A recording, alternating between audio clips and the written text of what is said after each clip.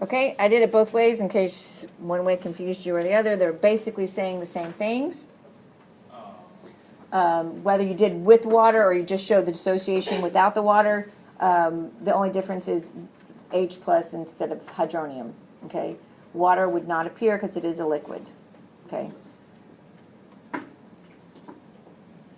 Any questions on how to write the expression?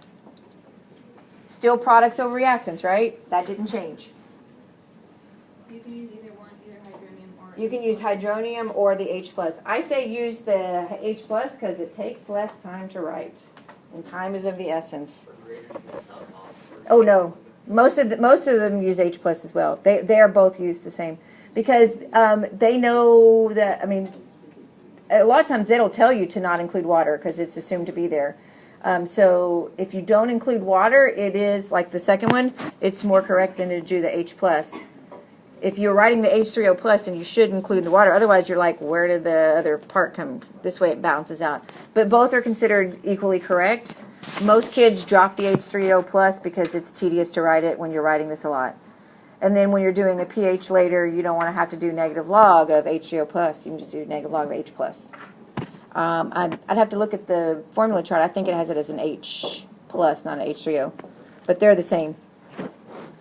But do know that an H3O plus is called a hydronium, so if you ever see that word, you're not like, oh, I don't know what that is. Okay? Weak bases, those of course are bases without the hydroxide actually in them. They react with water to produce the hydroxide. Okay? The most common example of weak base is the ammonium, but they're also, these are organic bases. Here are some examples of methylamine and ethylamine and a bunch of other ones. Pyridine can also be one, and so they're going to mostly involve some nitrogen, okay,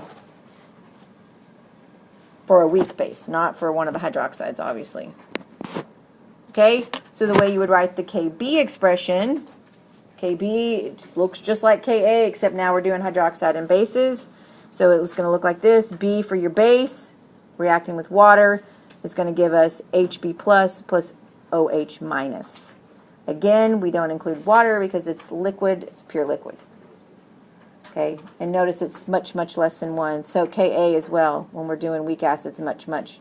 When you do 2 of those, that means much, much less than 1.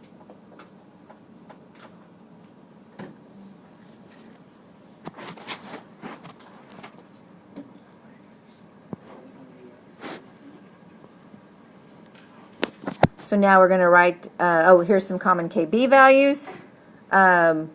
Also listing what their conjugate acid would be. And again, same thing, aniline is a much weaker base than, say, ammonia, excuse me. And so you could look at relative strength based on the Ka and Kb values. So now we're going to write the Kb expression for ammonia. Again, you can put the water in or you can leave the water out, it's your choice. So I would like you to do that now. So it should look something like that. In this case, I chose to show the water because it gets confusing if I just did NH3 breaking down to the 2, because it actually has to be reacting with the water to form that hydroxide. Okay, most of the time when we're talking about these things, we're not talking about just putting them in water. We're talking about reacting them with each other. So a lot of times it would have something else. Okay? Any questions on that? Okay. Notice that the Ka and the Kb are very similar. The difference is the base is the hydroxide, the acid is the H plus. Okay?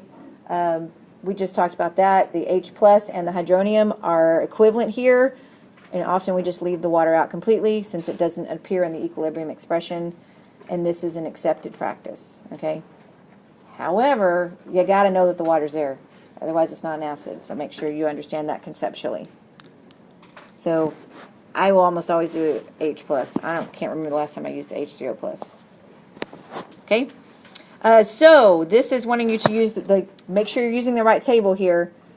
Arrange the following species according to their strength as bases. Okay? So these are all conjugate bases of an acid. Okay, and it's wanting to do according to their strengths as bases. So we're going to go greatest to smallest, which would be the strongest base. I know the answers are probably listed there for you.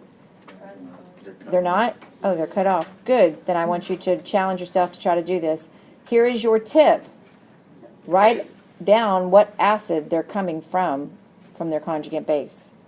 Okay? That is your tip. I'm going to pause the video. Okay? That's the answer.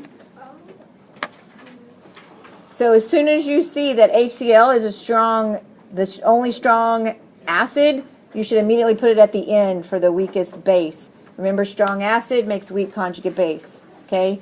And then you look at the Ka values for the other acids and do them according to that. Okay? Strong acids make weak conjugate bases, and vice versa. So a weak acid makes a strong conjugate base. Okay? When you say strong